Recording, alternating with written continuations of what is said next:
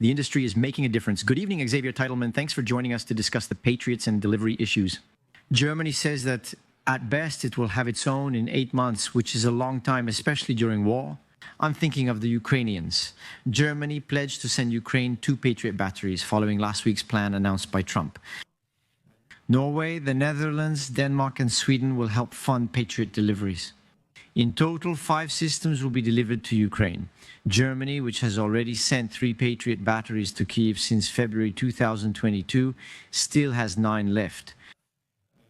Is there a risk that the United States, given the difficulty of producing this defense battery? Because that's essentially what it is.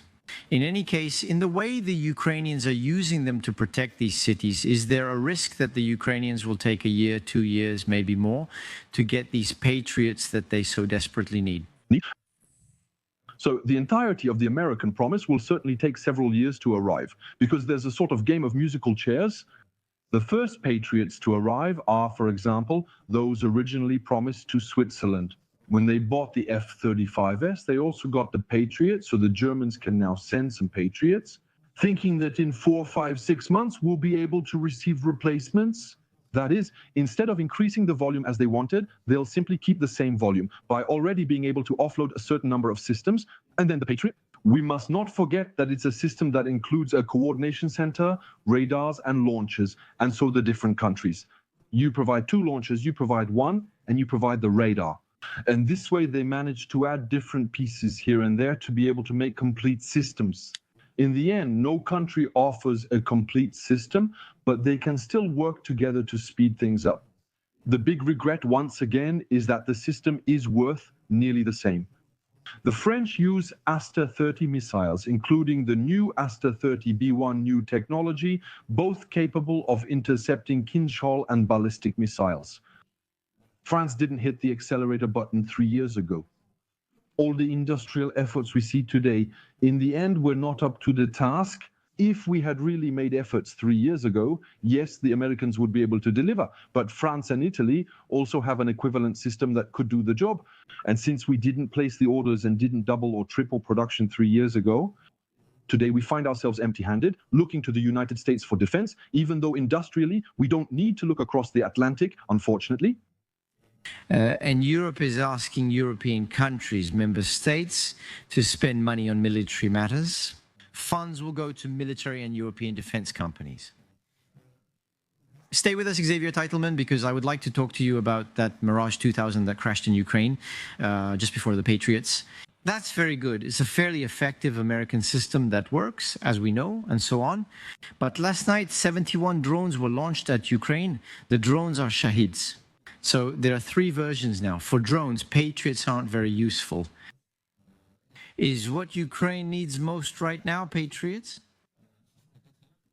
Or are there perhaps more effective systems to target those Shaheeds, of which several hundred were launched a few weeks ago? Against Ukraine? These are 2 different threats. The Patriot is still the best system for shooting down ballistic missiles. The main threat, to put it another way, is ballistic missiles. A ballistic missile carries 500 kilos, 600 kilos of explosives. A drone, the latest versions of drones. 300 kilos for the Gerin? No, 50? No, 50 is for the regular ones. No, 50, 300. Missile. Listen, that's what we read yesterday. We'll check. All right, but that surprises me. The first ones weigh about 15 kilos, the second 50, and the latest up to 300 kilos, costing 80,000 euros. These are cruise missiles. No difference from a cruise missile. But yes, the Patriots, that's the thing. Only Element, or the Mambas, all those types of missiles that can shoot down powerful, very fast ballistic missiles and possibly cruise missiles. Drones are different. They're slow, fly at various altitudes, and most importantly, they're inexpensive. So you definitely shouldn't use million-dollar missiles against drones that cost just tens of thousands of dollars. You need other systems ranging from machine guns to jammers. Right now, we're thinking a lot about that. Indeed, it's a new trend because everyone is going to face these problems. For me, the main trend is the development of drone anti-drone technology, but we can use planes. take piston planes from World War II with 4 machine gun cannons. It gets the job done. It can shoot down drones or helicopters, but it's a whole special system to set up, which also requires a lot of resources from me, and it's also expensive. In the end, it requires a lot of people to monitor these drones, so that's something else. But Ukraine needs both defense systems. The 43 can carry up to 300 kilograms of payload. It's a small detail, but it causes significant damage. With Xavier Teitelman, a Mirage 2000 crashed. So it was Tuesday evening following a technical failure. It was Volodymyr Zelensky who announced it. Let's listen to him. We'll talk about it right after. Unfortunately, we lost a fighter jet today, a very effective French aircraft, one of our Mirages.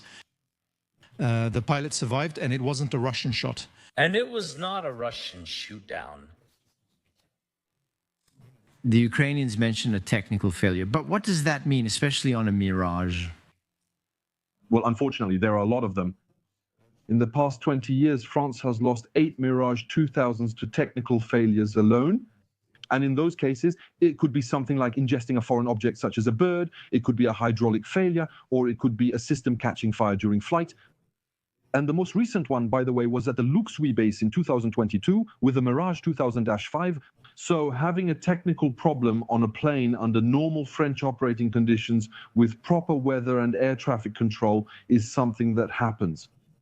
So in Ukraine, where these planes will be flying several combat missions every day, and then as soon as cruise missiles are launched, we take off. And so they have an unmatched operational rate. And so it makes sense that sometimes a blade in the engines might break, that there can be breakdowns. And that's something normal, something expected.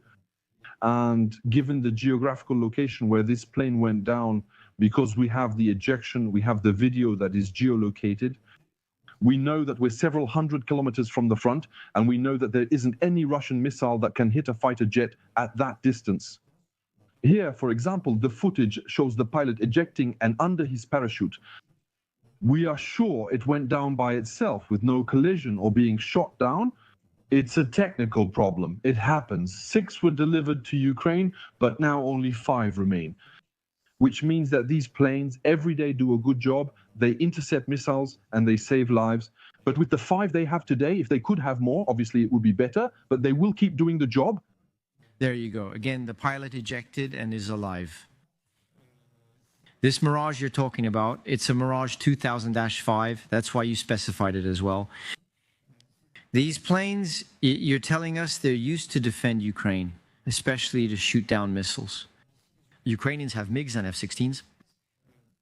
What added value do these Mirages bring compared to the other fighter jets used by the Ukrainian army? So overall, Ukraine still has several dozen fighter jets of different categories. They mainly use Soviet aircraft to carry out ground attack missions by dropping glide bombs, like the A2SM supplied by France. Releasing them 60-70 kilometers from the target ensures a direct impact. Then there are missiles that will go back to the source of a radar emission called the air-to-ground missile 8. 8, same thing. It was integrated on Soviet fighter jets, and basically we're going to launch it. It will be able to detect a Russian defense system, track it back to the radar, and destroy it. Then there are planes like the Sukhoi 24, on which we've integrated the French cruise missiles you mentioned. Earlier, the Scout missiles enable strikes up to 300 kilometers away. And there's a weakness with all these planes. It's the capability of their radar and the range of the air defense missiles they have. And that's the big advantage of the Mirage 2000 and the F-16. For example, they'll be able to have a radar that can designate a target that's sometimes hundreds of kilometers away. And so they'll be able to lock onto the target they need to destroy without using their own radar. But when a plane activates its radar, the enemy can detect and target it. And so in this way, they'll be able to reach a target even when they're relatively close to the front and launch their missiles without being detected themselves, and with a range unmatched by any Soviet aircraft. That's how they managed to destroy a Sukhoi 35 Russian aircraft a few weeks ago. And that's how they can also be able to intercept the planes that launch glide bombs while being close to the front.